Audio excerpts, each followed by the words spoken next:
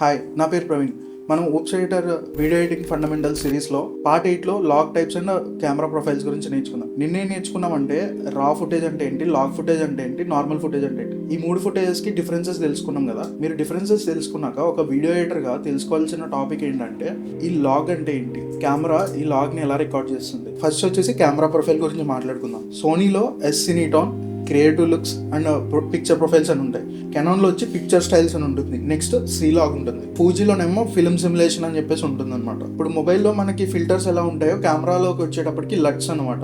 Log అనేది ఒక special kind of profile అనమాట. ఫ్లాట్ ఉంటుంది, అందులో కలర్స్ ఉండవు, లిటరల్లీ బ్లాక్ అండ్ వైట్ లా కూడా కాదు, కాంట్రాస్ట్ ఉండదు, సాచురేషన్ ఉండదు. ఇదంతా ఇంటెన్షనల్ అనమాట.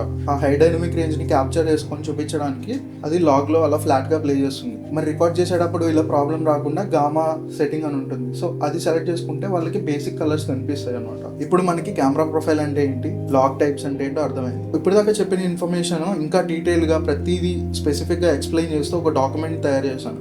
ఆ డాక్యుమెంట్ కావాలి అంటే లాగ్ అని కామెంట్ చేయండి, మీకు షేర్ చేస్తాను. నెక్స్ట్ మనం బిట్ డెప్త్ గురించి మాట్లాడుకుంటాం. బిట్ డెప్త్ లో 8-bit 10-bit, అసలు 8-bit కి 10-bit కి డిఫరెన్స్ ఏంటి, కలర్ డెప్త్ ఏంటి అన్నది డీటెయిల్ గా మాట్లాడుకుంటాం. Thanks for watching. బాయ్.